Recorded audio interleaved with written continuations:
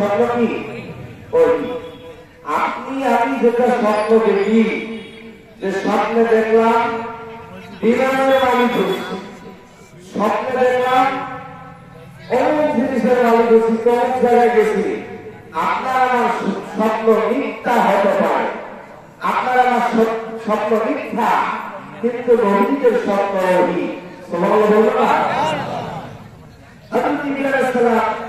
তার সন্তানকে প্রশ্ন করলেন, বাবা আমি স্বপ্নে দেখেছি তোমাকে কোরবানি দিয়েছি, এবং মা ছেলে এবং বাবা দুজনের কথোপকথন এত সুন্দর হয়েছে যে আল্লাহ পাক বাচ্চাটা দুজনের কথাগুলো কোরআন কারিমে রেকর্ড করেছে।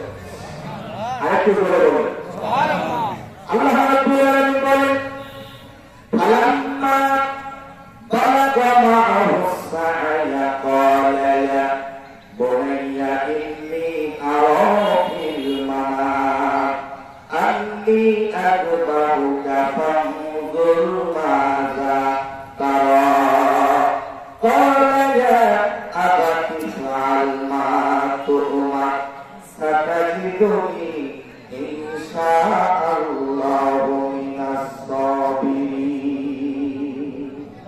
এটা আওয়াজ দিয়ে বলবেন আল্লাহু আকবার। ইব্রাহিম সালাম বলেন, হ্যাঁ পুত্র আমি স্বপ্নে দেখেছি আমি তোমাকে কোরবানি দিয়েছি। ইসমাঈল আলাইহিস সালাতু ওয়াস সালাম সঙ্গে সঙ্গে বলেন, বাবা তুমি যেটা স্বপ্ন দেখেছো তুমি দেরি করিও না, তুমি তোমার স্বপ্ন বাস্তবায়ন করো এবং তুমি তোমার স্বপ্নকে বাস্তবায়ন করবেই। সাতাজিদুনি ইনশাআল্লাহু মিনাস সাবিরিন, আমাকে ধৈর্যকারীদের ভিতরেই পাবেন। সুবহানাল্লাহ বলেন, ধৈর্যশীলদের ভিতরেই পাবেন। তবে কাশ্মীরের মধ্যে এসেছে দামে দামে যারা আছেন, যারা কালেকশন করবেন, আমি বিবাহের সাথে বলছি আপনাদের আওয়াজ করে পর্যন্ত না আসে, আপনি ইশারায় কাজ করবেন। আমরা গুরুত্বপূর্ণ আলোচনা শুনবো, কারণ ঈদের মা সময় একেবারেই সংক্ষিপ্ত, আর ঈদের পরে ঈদুল ফিতরে একটু দেরি হয় নেওয়া যায়, কিন্তু ঈদুল আজহার নামাজ এই জন্য তার গুরুত্ব করতে হবে। ঈদুল আজহার পরে আমাদের গুরুত্বপূর্ণ একটি আমল আছে, ইবাদত আছে, অনেকে কোরবানি দেবে, ঠিক কিনা বলেন? আল্লাহ সুবহানাহু ওয়া তাআলা আমাদের সবাইকে ঈদগাহ মাঠের হক আদায় করার তৌফিক দান করুন। আরেকটু জোরে বলেন আমিন। সম্মানিত উপস্থিতি, ইসমাঈল আলাইহিস সালাম বললেন যে বাবা আমি রাজি, আপনি আমাকে ধৈর্যশীলদের ভিতরে পাবেন। তবে কাসিরের মধ্যে এসেছে, আব্বা আপনি আমাকে কোরবানি করার আগে আপনার চোখ দুটো বেঁধে দেন আর আমার চোখ দুটো বেঁধে দেন, আপনিও যেন আমার দেখতে না পারেন, আমিও যেন আপনারা দেখতে না পারি। যেমন বাপ তেমন দেখা, বাপ্পা বেটা সিপাহীটা পড়া, জোরে বলেন আল্লাহু আকবার।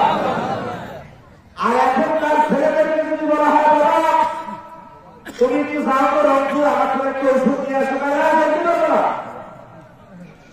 বাবা হয়ে ছেলেকে বলবে আমার জন্য একটা জরুরি ঔষধ নিয়ে আসতে হবে, হাসপাতালে পাওয়া যাচ্ছে না, কালীগঞ্জে নাই, আমাদের ঘাটে নাই, দিঘা দিয়ে সরমপুরে আছে, যাও বাবা নিয়ে আসো। আমি সরতে পারবো না, যাইতে পারবো না, আমি ব্যস্ত আছি। তার বাস্তব প্রভাব প্রভু এখানের দিকে তাকান, সোশ্যাল মিডিয়ায় ভাইরাল হয়ে গিয়েছে। পটুয়াখালীতে কুলাঙ্গার সন্তান তার মাকে 4 বছর থেকে মুরগি যে খাঁচার মধ্যে বন্দী করে রাখে, এই মুরগির খাঁচার মধ্যে মাকে আটকায় রেখেছে। রসুলিল্লাহ বলল না, অথচ যে মা না হলে পৃথিবীতে আসতে পারত না, সেই মাকে মুরগির খাঁচায় আটকায় রেখেছে দীর্ঘ 4 বছর থেকে। কেমন সন্তান! অথচ ইব্রাহিম এবং ইসমাঈলের সম্পর্কটা দেখে ইব্রাহিম সালাম যখন বলছে বাবা আমি স্বপ্নে দেখেছি তোমাকে কোরবানি দিয়েছি, বাবা আমি রেডি, আমি প্রস্তুত, বাবা আপনি আপনার চোখ দুটো বেঁধে নেন, আমার চোখ দুটো বেঁধে নেন, কোরবানি করার সময় যেন আমার চেহারার দিকে তাকায় যেন কোনো মায়া মমতা না আসে। আরেকটু জোরে বলেন। ইব্রাহিম আলাইহিস সালাম হযরত ইসমাঈল চোখ দুটো বেঁধে দিলেন। ইসমাঈল চোখ বেঁধে গেল, হযরত ইব্রাহিম আলাইহিস সালাম তার চোখ দুটো বেঁধে দিলেন। ধারালো অস্ত্র হাতের মধ্যে নিয়ে গলার মধ্যে ধরে ধারালো অস্ত্র দিয়ে যখনই কোরবানি করবে, গলার মধ্যে যখনই ছুরিটা চালাবে, এমন অবস্থায় আল্লাহর ফেরেশতারা সকলে মিলে আল্লাহর তাকবীর বলতেছে, আল্লাহু আকবার, আল্লাহু আকবার, লা ইলাহা ইল্লাল্লাহ, আল্লাহু আকবার, আল্লাহু আকবার, ওয়ালিল্লাহিল হামদ। ফেরেশতারা আল্লাহকে ডেকে বলে, তোমার পয়গম্বর ইব্রাহিম তোমাকে ভালোবাসে, তার প্রমাণ আমরা পেয়ে গেছি। আল্লাহ তাআলা সঙ্গে সঙ্গে জান্নাত থেকে একটি পশু এনে ইসমাঈলের জায়গায় দিয়ে ইসমাঈলকে সরায় নিয়ে হযরত ইসমাঈলের জায়গায় একটি জান্নাতি পশু আল্লাহ পাক কুরবানির ব্যবস্থা করে দিয়েছে। আরেকটু জোরে বলেন আল্লাহু আকবার। সম্মানিত ভাইরা আমার, ইব্রাহিম আলাইহিস সালাম চোখ খুললেন, তিনি নিশ্চিত হয়ে গিয়েছে আমার সন্তান ইসমাঈল কুরবানি হয়ে গেছে। তারা দুজনেই মুখোমুখি হয়ে গেছে। আল্লাহ বলেন, ফালাম্মা আসলামা ওয়া তাল্লাহু লিল জাবিন। শেষ পর্যন্ত দুজন আমি করি সেই মারা বলল। আল্লাহ পাক বলেন, ওয়া লাইলা মুআইয়া ইব্রাহিম। আল্লাহ হে ইব্রাহিম কোন সত্য কারিয়া তুমি তার সত্যকে সত্যে পরিণত করে দিয়েছো। সুবহানাল্লাহ। আর সুবহানাল্লাহ এটা তার সত্যকে সত্যে পরিণত করে দিয়েছেন। আসলেই আল্লাহ পাক রব্বুল আলামিন বলেন যে তোমার সন্তান ইসমাঈল কুরবানি হোক, আমি চাই তোমার তাকওয়া। আমরা যে কুরবানি দিচ্ছি, এই কুরবানির রক্ত বাক্স আল্লাহর কাছে কিছুই হবে না। পৌঁছতে আমাদের তাকওয়া, আল্লাহর ভয়। একটু আওয়াজ দিয়ে বলবেন, আল্লাহর ভয় কি আমাদের অন্তরে আছে? আল্লাহর ভয় যদি অন্তরে থাকে, সে ব্যক্তি মিথ্যা কথা বলতে পারে না। আল্লাহর ভয় যদি থাকে, সুদ খেতে পারে না। আল্লাহর ভয় যদি থাকে, ঘুষের সাথে জড়িত থাকতে পারে না। আল্লাহর ভয় যদি থাকে, ইসলাম ছাড়া, কোরআন ছাড়া ইসলাম বিরোধী কাজে কখনো জড়িত হতে পারে না। কথা বলার কথা আল্লাহর ভয় করে থাকা লাগবে। এই যে দিকটা আগের থেকে বড় হয়েছে না ছোট হয়েছে? একটু হারা বড় হয়েছে না ছোট হয়েছে? আপনারা সবাই খুশি না বেজা? আপনাদের দাওয়াতি কার্যক্রম আরো বাড়াতে হবে।